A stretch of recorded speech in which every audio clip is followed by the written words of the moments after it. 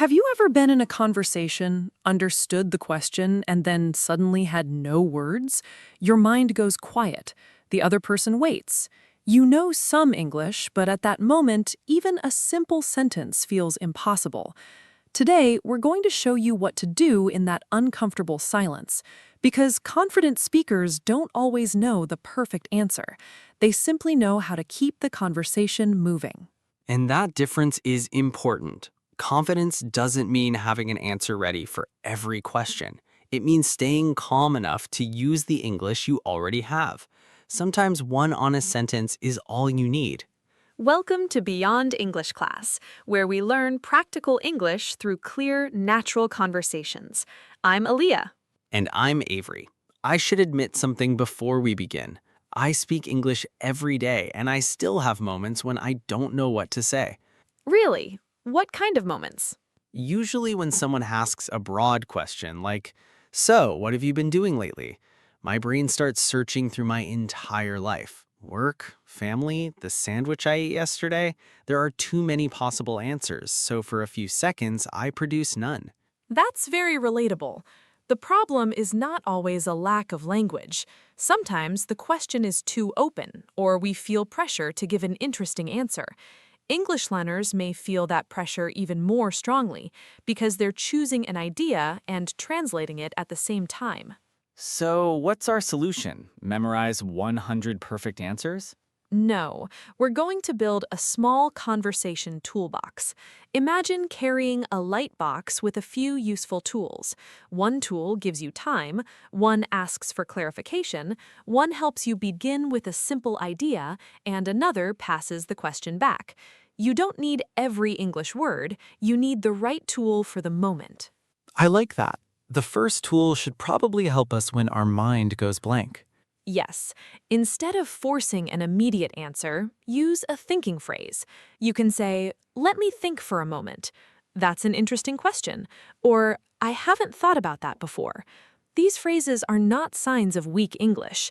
They show that you're considering your answer. And they create a few valuable seconds. If a coworker asks, "What do you think about the new schedule?" you could say, "I haven't thought about it carefully yet, but my first impression is that it's more flexible." That sounds calm and thoughtful. Notice that Avery didn't wait for a complete perfect opinion. He started with what he knew. "My first impression is" means your early opinion before you have examined everything. Here's another version for a casual conversation. "Good question. I'm not completely sure, but I think..." It's friendly and honest. Some learners worry that saying, "I'm not sure," makes them sound unconfident.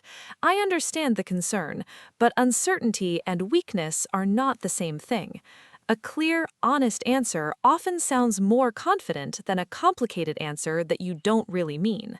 I mostly agree. But if someone says I don't know to every question and stops there, the conversation becomes difficult.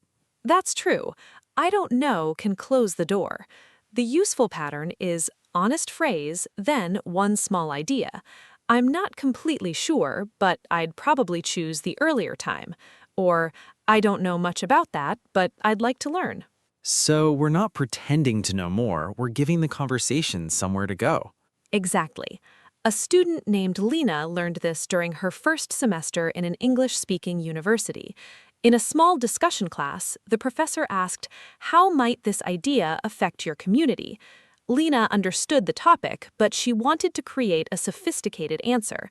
While she searched for impressive words, another student began speaking, and the moment passed. That can feel terrible.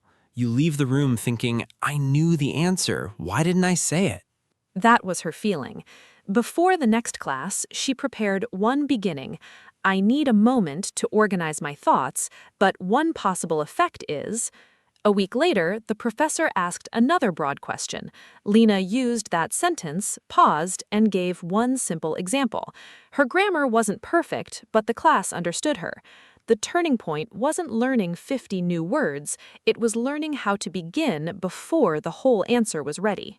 That's our second tool then. Begin with one small piece. Don't try to see the entire staircase, just find the first step. Yes, a useful structure is one idea plus one reason. For example, I prefer working in the morning because I can focus better. That answer is simple, complete, and easy to continue. Then, if you want, add an example. For instance, I usually finish difficult tasks before lunch. Now you have idea, reason, and example. 3 small blocks instead of one giant sentence. Let's give the listener a moment. Imagine someone asks you, what helps you learn English? What is one simple idea you could give? Maybe, short daily practice helps me because I don't feel overwhelmed. Hold that thought for a second. And your answer can be different. Perhaps conversations help you, videos, music, reading, or writing messages. The goal is not to copy our answer. The goal is to start with one clear point. The third tool is asking for clarification. Sometimes we don't know what to say because we don't fully understand the question, but many learners answer a different question rather than admitting that they don't know.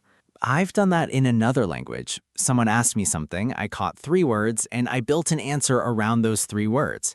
Their face politely told me that I had entered the wrong conversation. In that situation, you can say, could you explain what you mean by that? Do you mean at work or in general? Or could you give me an example? These questions narrow the topic. To narrow something means to make it more specific and easier to handle. That last part matters. Clarification isn't only about hearing individual words. You may understand every word but still be unsure about the speaker's meaning. Right. Suppose an interviewer asks, tell me about a challenge. That could mean a technical challenge, a teamwork problem, or a personal difficulty. You can ask, would you like an example from a technical project or from working with a team? That sounds professional, not weak.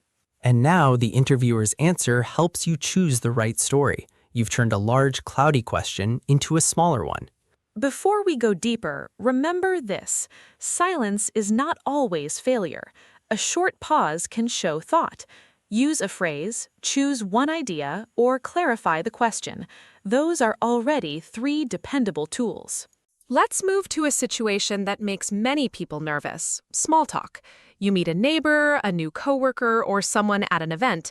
They say, how's it going? You answer, good. Then both of you stand there, smiling at the floor. The famous one-word conversation. Very efficient, but not especially warm. Here, use the answer and return tool. Give a short answer, add one detail, and return a question. For example, it's going well. I've had a busy morning, but I'm finally taking a break. How about you? Or, pretty good. I'm getting ready for a trip this weekend. Do you have any plans? Your detail gives the other person something to respond to. You don't have to keep every conversation alive. Sometimes you're tired, or the other person gives little back. Confidence also means letting a conversation end naturally. Asking questions usually helps, but it shouldn't feel like an interview. After several one-word answers, you can say, it was nice seeing you. Have a good afternoon. Confidence is participating without demanding perfection from yourself.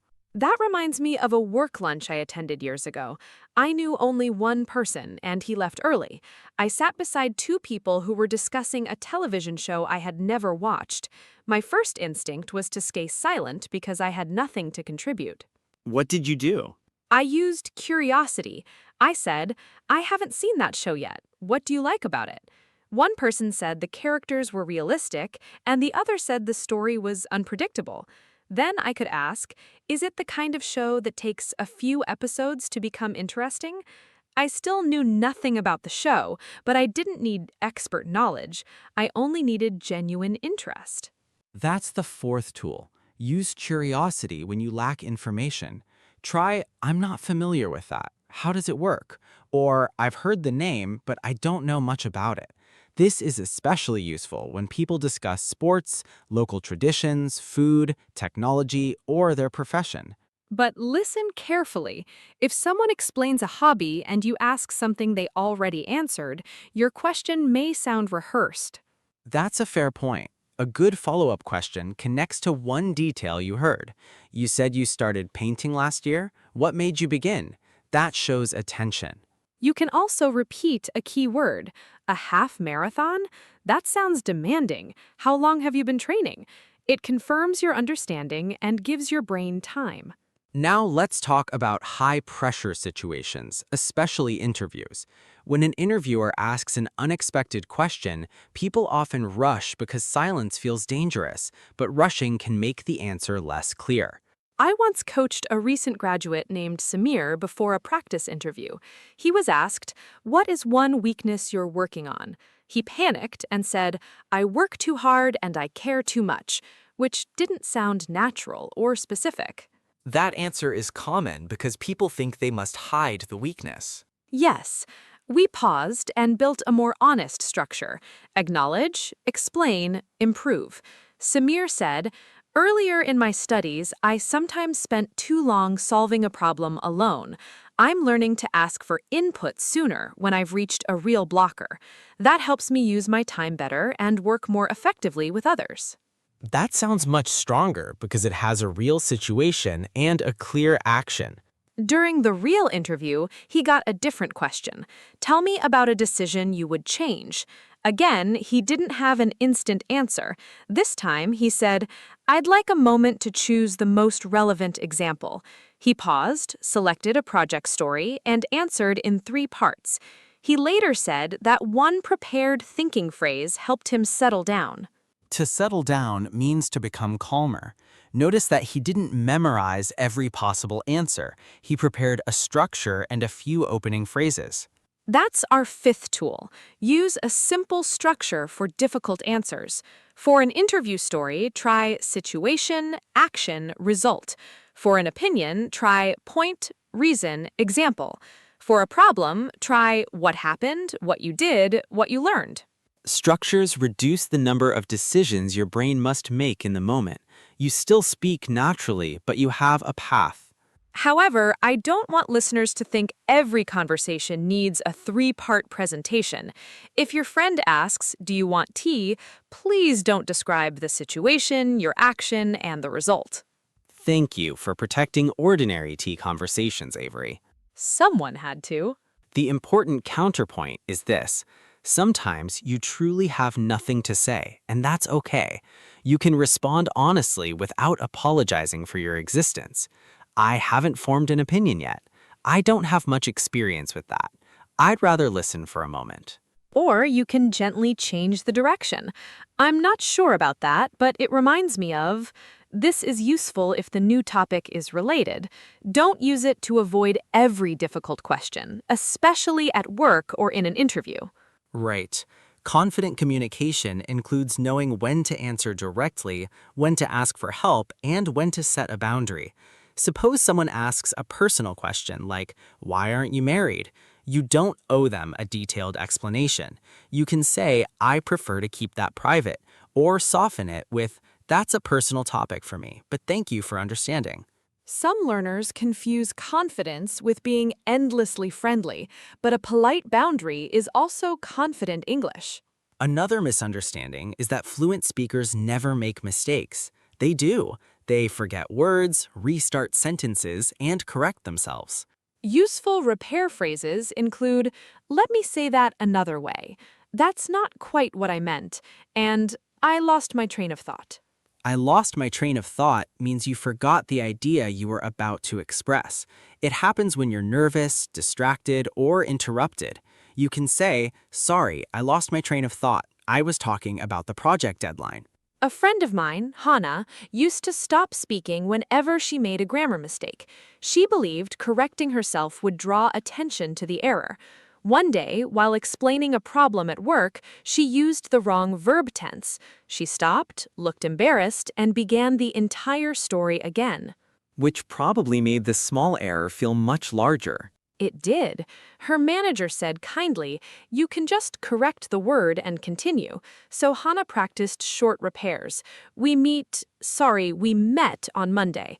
After a few weeks, corrections felt normal.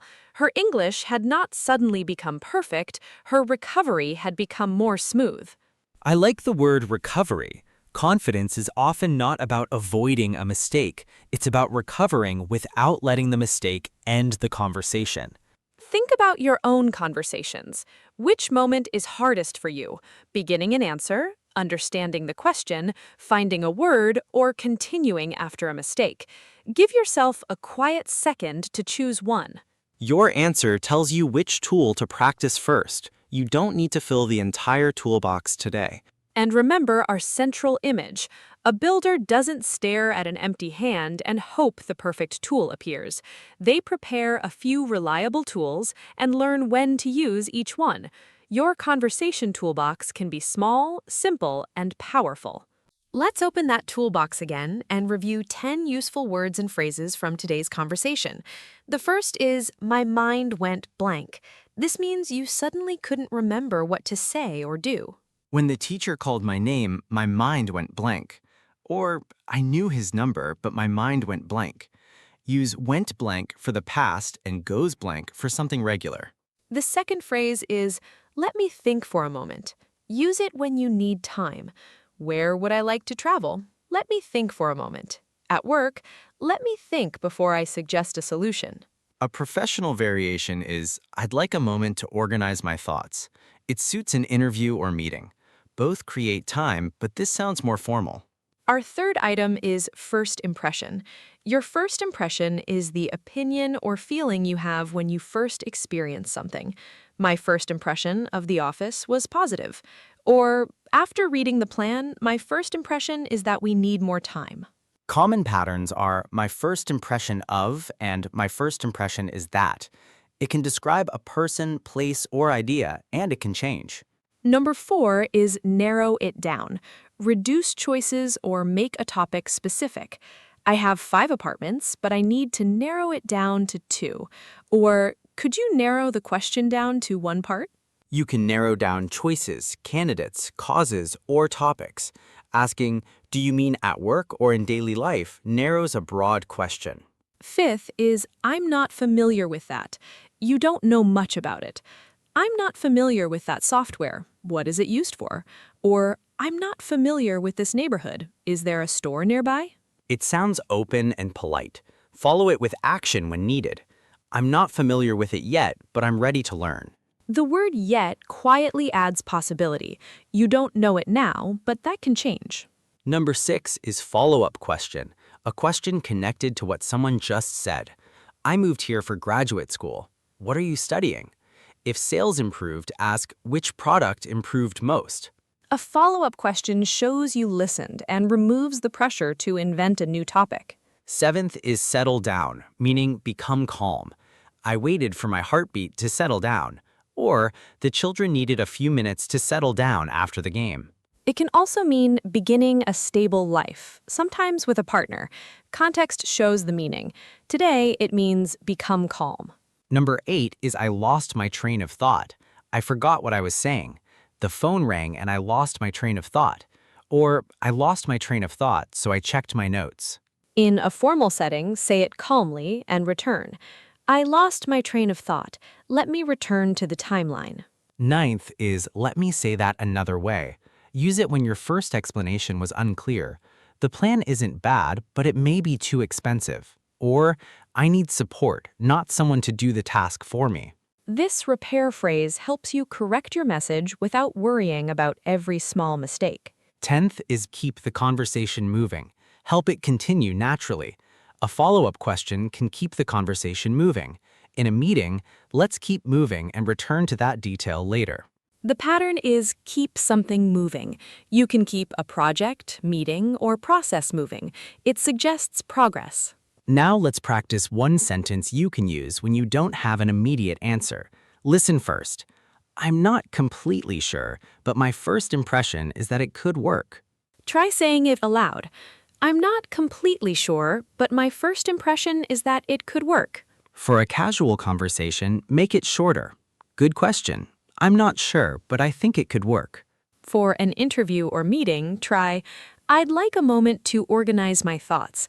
My first impression is that the idea has potential. Has potential means it may become successful or useful, although more development may be needed. The casual version feels friendly. The professional version gives you more time and sounds measured. Now personalize the sentence. Think of a decision in your life, a new job, a course, a trip, or a change in your routine. Complete this. I'm not completely sure, but my first impression is that. Pause for a moment and form your answer. If you spoke one clear sentence, that was successful practice. You didn't need a speech. Here is your challenge for today. Choose one thinking phrase from this episode and use it in one real conversation. You might choose, "Let me think for a moment. I'm not familiar with that." Or, "Let me say that another way." Use one phrase once. That's all. And if you want a simple plan for building confidence, begin with 5 manageable actions. First, save 3 thinking phrases in your phone. Second, practice answering common questions with one idea and one reason. Third, ask one genuine follow-up question each day.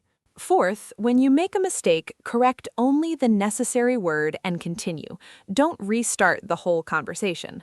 Fifth, after a difficult speaking moment, write one sentence you wish you had used, practice it, and place it in your toolbox for next time. That last action is powerful because an uncomfortable moment becomes useful material. You're not punishing yourself, you're preparing. So, what have we learned? When your mind goes blank, create time with a thinking phrase. Begin with one small idea instead of waiting for a perfect answer.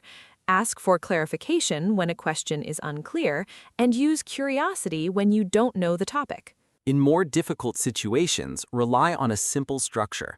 And if you make a mistake or lose your train of thought, repair the sentence and continue. Confidence is not the absence of pauses, uncertainty, or errors. It is the ability to stay present and use one reliable tool at a time. Your conversation toolbox doesn't need to be heavy. A few phrases, practiced often, can help you enter conversations that once felt closed. We'd like to hear from you. When do you usually struggle to find words in English? During small talk, at work, in class, or in an interview? And which phrase from today will you try first? Share your answer in the comments. Your experience may help another learner feel less alone. If this episode helped you, please like it, subscribe to Beyond English Class, and share it with someone who wants to speak more confidently. Then continue with another episode and add one more useful tool to your English. You don't have to know exactly what to say every time. Take a breath, choose one simple tool, and let your next sentence begin.